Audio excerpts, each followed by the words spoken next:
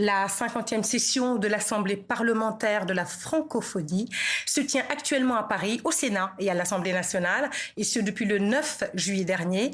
Et cela va durer jusqu'au dimanche prochain. Notre invité ce soir est Hilarion Eton, vice-président de l'Assemblée nationale du Cameroun et président de l'APF. Bonsoir Hilarion Eton, merci d'être avec nous. Alors tout d'abord, qu'est-ce que l'Assemblée parlementaire de la francophonie, APF, et surtout à quoi ça sert ? Bien, merci de m'avoir invité sur votre plateau. Il faut se rappeler 1967, lorsque les pères fondateurs, Léopold Sédar Senghor, Amani Diori, autres princes Norodom Sihanouk et même quelques parlementaires camerounais comme Marcel Moïse-Gombois portent sur les fonds baptismaux une association de parlements francophones et qui en partagent la langue française. Elle s'appelle à ce moment l'Association internationale des parlements de langue française, l'AIPLF. Et puis, au fil des jours qui passent, des années qui passent, il s'opère une mutation, j'allais dire une mue, où l'Assemblée internationale, l'Association internationale des parlements de langue française devient Assemblée. Vous voyez que le concept change. D'accord, ça c'est le fonctionnement. Mais quel est le rôle ? Le rôle, il est pluriel, le rôle pluriel. D'abord, assurer la solidarité des parlements de langue française dans l'espace francophone.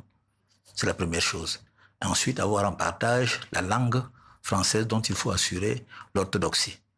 Et ensuite, l'évolution nous conduit à admettre qu'aujourd'hui, c'est un ensemble de valeurs. La francophonie, dans ses frontières initiales, c'est la langue française.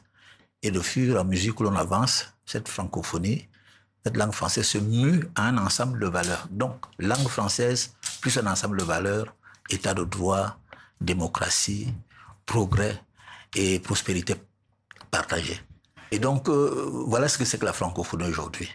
Et elle se développe ainsi dans cette association, dans cette assemblée de parlement de langue française. Ce qu'on peut dire globalement, c'est qu'elle apparaît aujourd'hui. Elle n'est plus seulement culturelle, la langue française, elle devient politique. Nous en parlerons un peu plus tard. Alors justement, l'APF a un rôle consultatif. Elle émet des recommandations, mais n'a pas de pouvoir contraignant. Dans quelle mesure peut-elle peser sur les décisions des gouvernements francophones, justement ? N'oubliez pas que nous restons toujours dans le diptyque exécutif et législatif. Même dans les nations, dans les États, vous avez toujours l'exécutif qui a la force de coercition. Et les parlements, le législatif, ou bien les avis, le côté consultatif l'emporte. Il n'y a pas de pouvoir consultatif. C'est un peu comme la pensée qui précède l'action. Je dirais que l'Assemblée, c'est le verbe, c'est la pensée, et les exécutifs, c'est l'action. Il ne faut pas lier les deux. Alors, on est dans la pensée, justement, votre idée sur le fait que certains pays ont quitté l'Organisation mondiale de la francophonie, l'Organisation internationale, devrais-je dire, de la francophonie, l'OIF, précisément, comme le Mali, le Burkina Faso ou le Niger, et c'était en mars 2025. Quel rôle peuvent jouer les parlementaires que vous êtes pour maintenir les liens avec ces pays qui restent quand même francophones ? C'est une préoccupation de tous les instants au sein de l'Assemblée parlementaire de la francophonie. On peut admettre, et il faut l'admettre comme ça, les États peuvent quitter l'OIF, mais rester dans la francophonie parlementaire. C'est deux choses différentes. Vous avez d'un côté les exécutifs et vous avez les peuples. Et notre rôle en tant qu'Assemblée parlementaire de la francophonie, c'est de maintenir malgré tout le lien pour qu'il n'y ait pas de rupture. La francophonie a mal à ses crises. Et il faut absolument qu'au niveau de la pensée, au niveau des peuples, que l'on mette un terme à cela pour que les multilatérismes ne soient pas totalement fractionnés et que la solidarité l'emporte surtout. C'est la raison pour laquelle la francophonie apparaît et doit toujours apparaître comme un rempart contre le repli identitaire et la fragmentation des solidarités. Elle doit réaffirmer le rôle des parlements dans la prévention des conflits. C'est très important. La protection des droits humains, la résilience des institutions et promouvoir une francophonie ouverte aux puissances émergentes, respectueuses des cultures, des souverainetés, mais attachée aux valeurs partagées. Voilà le rôle de l'Assemblée parlementaire de la francophonie.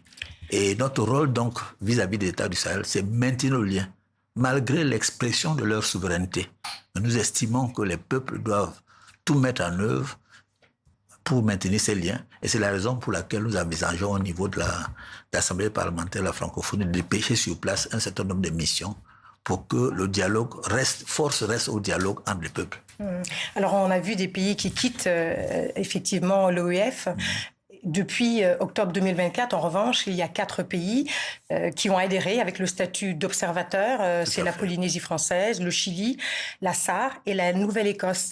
La francophonie s'élargit donc à des territoires qui ne sont traditionnellement plutôt éloignés du français.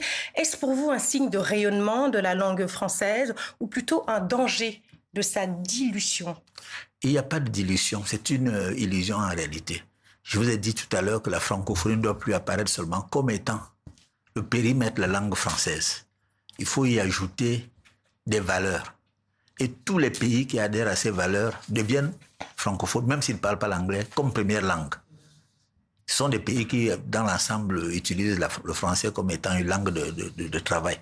Mais ce qui importe le plus, vous avez d'ailleurs oublié le Ghana, qui est un pays plutôt anglophone. Vous avez oublié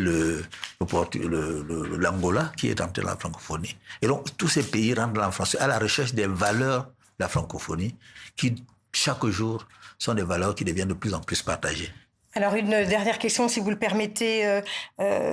Bientôt, ce sera les élections chez vous. On l'a su aujourd'hui, le 12 octobre. Il y a une question qui se pose. Est-ce que le président Biya sera candidat à sa succession? Personnellement, je souhaite qu'il soit candidat à sa succession. Pourquoi je le dis? C'est parce que je suis membre du parti du Rassemblement démocratique du peuple camerounais, qui a des statuts. Et le droit positif dans ce parti dit des choses simples, des propositions simples. Le président national du Rassemblement démocratique du peuple camerounais est le candidat à l'élection présidentielle. C'est l'indicatif. Est le candidat. Sauf meilleur avis de sa part. Il est le candidat. Et en ce qui me concerne, je n'ai pas de doute que le président de la République, son Excellence M. Poulet, accepte de remplir.